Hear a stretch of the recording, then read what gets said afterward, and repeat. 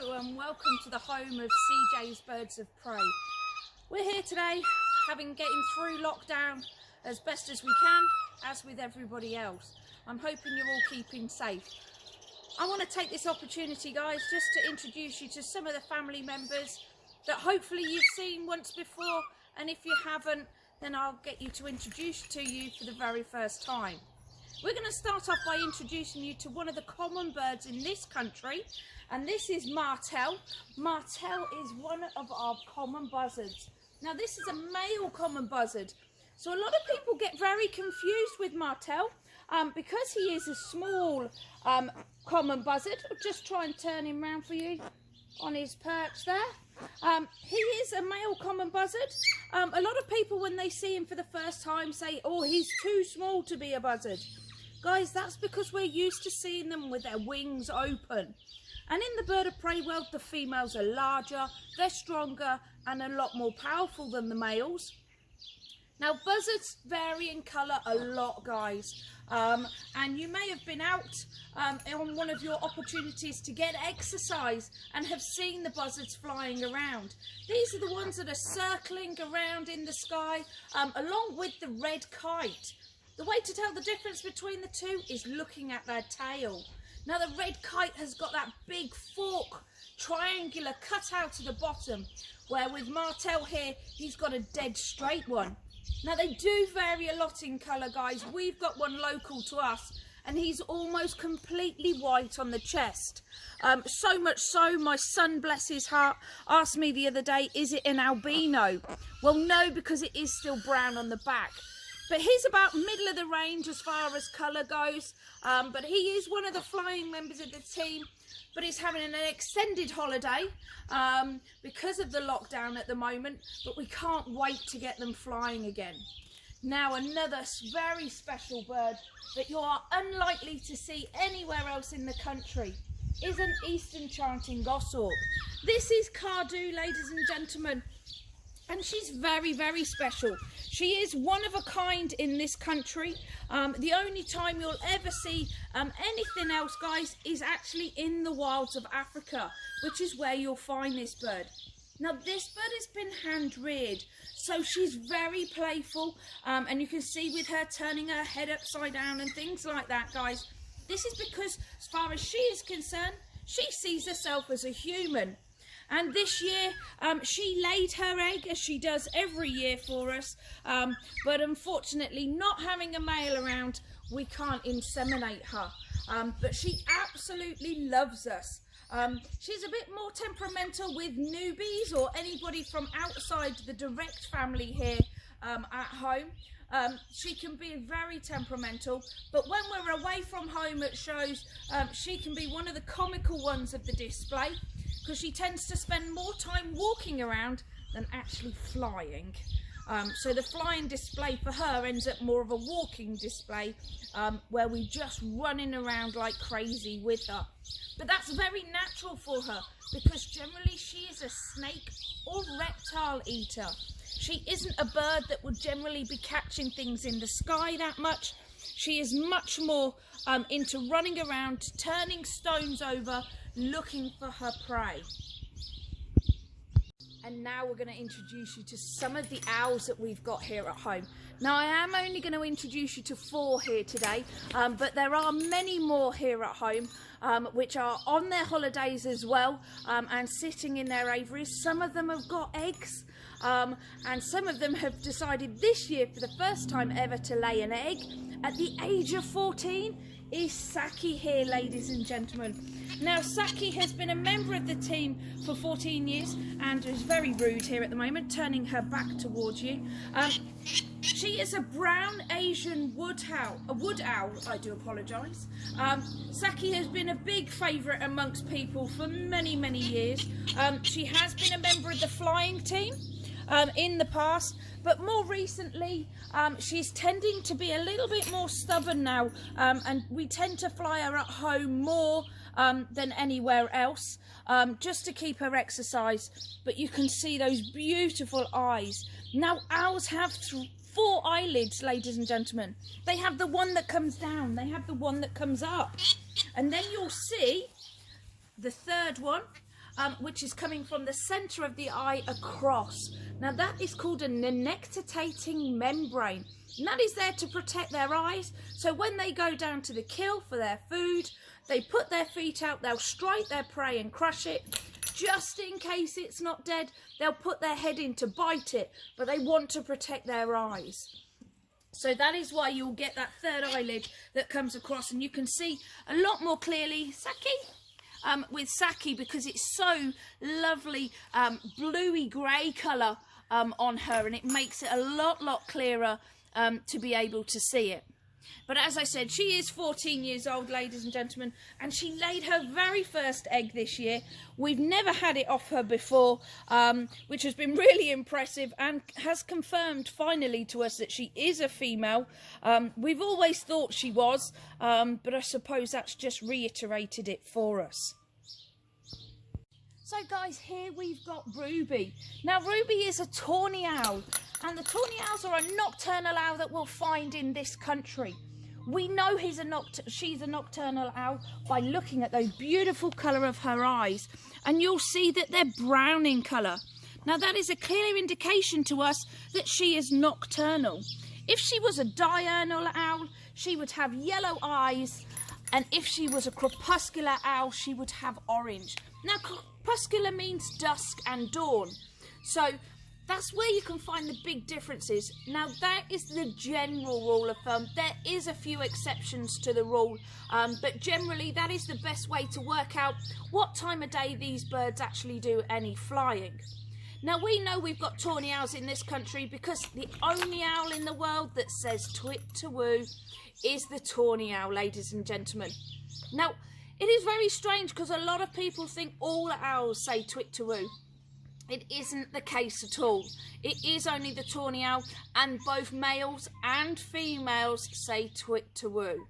So they are really comical, but they're the ones we hear most of out in the wild. It's very hard to spot Torny Owls. They're very good at hiding away during the daytime, only coming out at night time, living high up in the trees. They like big oak wooded forests, or farmyards. You'll find them as well in a big oak tree, where they're very well adapted to be hiding right up against the main trunk of the tree, which makes it very hard to be able to see them and spot them. So they're doing very well in this country, and you can see Ruby here is chuttering away to us. She's just content. She's had a bath, so she does look a little bit bedraggled this morning, but she's doing very well indeed. And now we're going to go on to the most popular of the owls, and that's the barn owls. So here are the barn owls. Now this one here, guys, is James, and James is a dark-breasted barn owl. Now very different to the British one in the sense that the British one is completely white on the chest, and you can see James here is this lovely honey-coloured with lots of speckles on him. Now unfortunately, ladies and gentlemen, though we call this bird James, it's actually Jamie. We found out last year that James is actually a female. Now, we found out by doing a very simple DNA test on the bird, and with that, we now know it to be Jamie, but we still call him James because that's what he knows. And he hears that sound. He knows that we're about to go flying him and give him some exercise as well. Now, as I said, all the birds at the moment are having a holiday. They've never had a summer holiday before. They always get their holidays during the winter months. But this year, as an exception to the rule, we've now given them a summer holiday. So we'll pop James back down there. We also have another barn owl, which is not British, but it is still, nevertheless, a barn owl. And this one here, ladies and gentlemen, is Bollinger. Now, Bollinger's a little bit grumpy, I'm afraid, guys. She tends to get very grumpy when she gets lots and lots of food, and she's been eating lots of mice and rat pups, baby rats at this time of year for us, to give her a break as well. And Bollinger here is an African barn owl. Now, if you have a look on her chest, she's a lot whiter, but is a lot more speckled. And that is because this bird will spend a lot of time on the ground, guys, and she needs it for her camouflage. So she'll spend a lot of time running around the grasses, looking for her food. Apologies there. So she needs that camouflage and needs to be a lot darker in colour. But you can actually see, guys, that these birds are throwing out feathers and dropping new ones. This is one of her old ones, a lot paler, and the grey one underneath, a lot darker. That is one of the new feathers coming through. So she's what we call at the moment molting. And that's when birds drop their old feathers and grow new ones so they look lovely and fresh for the next year. Or if they've had a damage on a feather, which doesn't hurt them, guys, at all, it just gives the opportunity for that feather to fall out and to grow a new one again, and to make them a lot more streamlined, ready for the next season. Okay, guys, so now we're going to go into the falcon family and start with some of the smaller ones first. Here in the UK, we have the British or European kestrel. This is Jerry, ladies and gentlemen. Many of you who have been on experience days with us will have had the opportunity to have flown Jerry. Now, Jerry here is a male kestrel. We can tell quite quickly that he's a male kestrel because he has the grey head and a grey tail. And then he has these lovely ruby red shoulders. Now, the ruby red shoulders, you'll find that the females are that colour entirely. They don't have the grey head or the grey tail. But in their first year of life, they very much do have this red colour all over. So it makes it quite difficult to be able to sex a kestrel in their first year when you're looking at them from a distance out in the wild. But as I said earlier, the males are smaller than the females. The females are much, much larger. And behind me here, we have the female.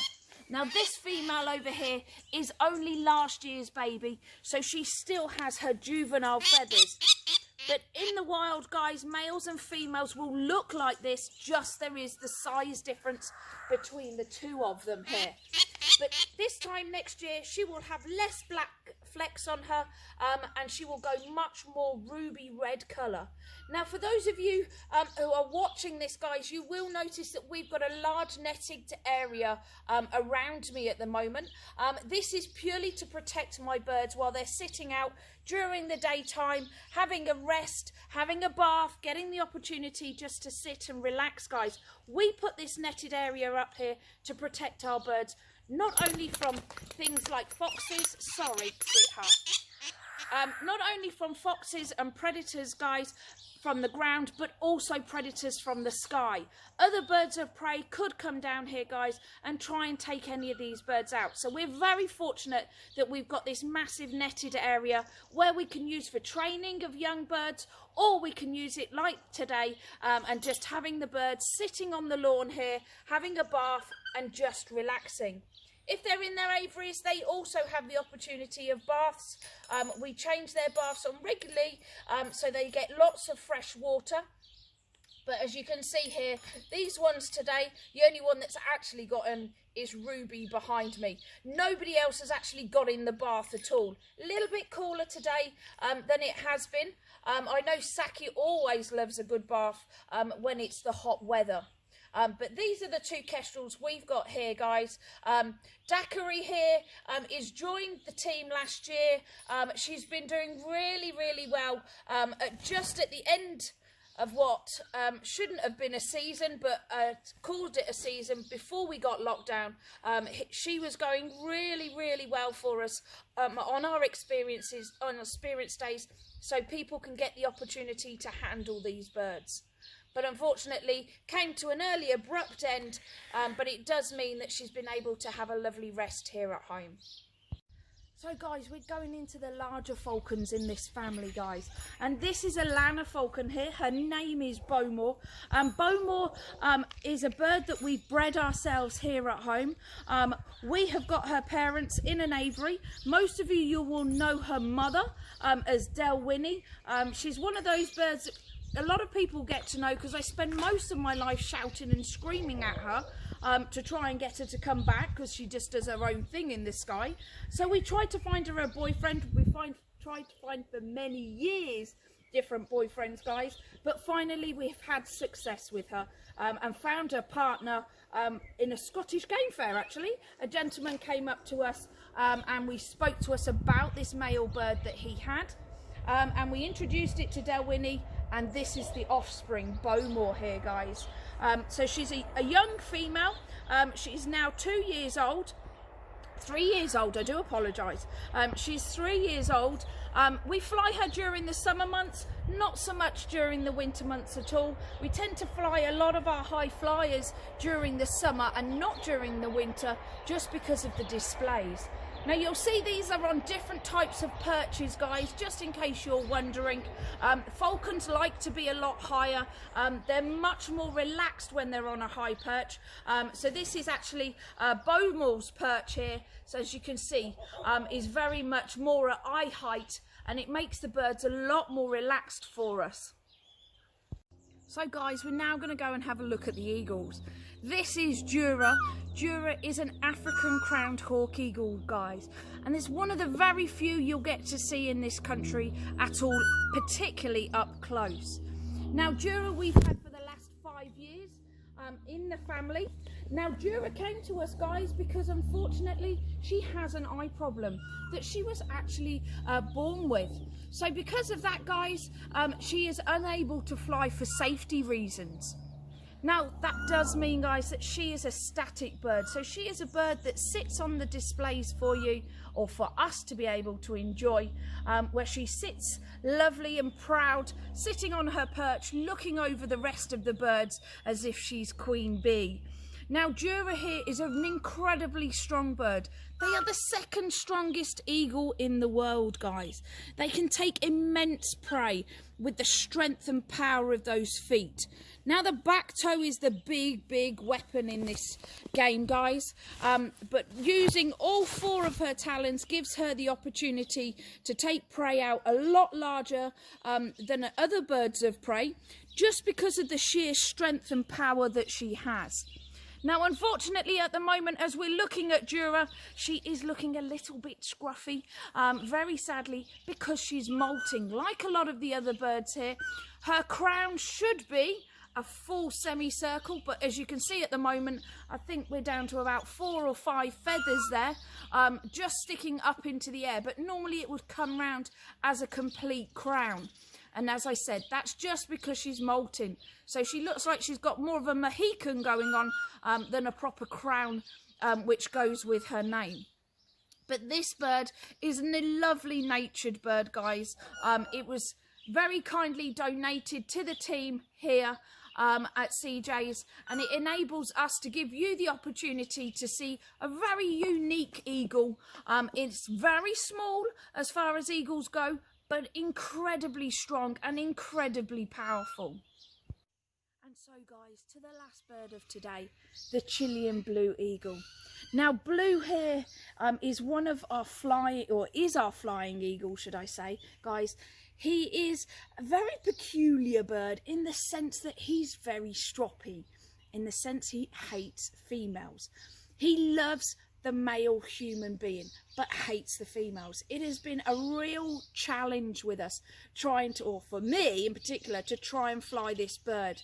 He gets very grumpy whenever I go near him. His crown will go up, or crest will go up, guys. He'll put all his hackles up on his back, and he's saying to me, I'm the dominant, I want to be in charge. But unfortunately, I try my very hardest to tell him that this is not the case at all. And that I'm a partner, and we're a partnership in this. When we're out flying, not a problem at all, guys. The problem's really here at home in his territory. He is trying to be much more dominant with me than with others. So, blue eagles, the Chilean blues, they're very different to other eagles, guys, in the sense that these are actually bird catchers. They are likely to be high, soaring around the skies of Chile, using the hot air and the thermals to be able to gain the height that they need. They would find a flock of birds. Oh, I need some new teeth. A flock of birds, and then he would stoop down into that flock, guys, and snatch out one of them. He would have picked his bird that he was going to take out from a distance before he starts his stoop. and then using his feet he would snatch that bird out of the flock and then gradually would come down to a tree or down to the ground to be able to feed. Unlike other eagles, he's not a big crushing bird. As I said, he's one that's going to take and snatch things out of the sky instead. So guys, that is just a little introduction to some of the team that we've got here at CJ's Birds of Prey. We are still fighting this, guys. We're trying to stay safe, and keeping all our birds grounded is the safest way we can stay. So apologies, you're not getting to see us at those wonderful shows throughout the year, guys. We apologise we've not been able to get out to them, but it is imperative that we keep safe and stay safe, guys. So the best thing we can do is to keep our team grounded to the ground. They're getting an extra holiday as far as they're concerned, and for us it just means more work at doing maintenance. Stay safe, guys.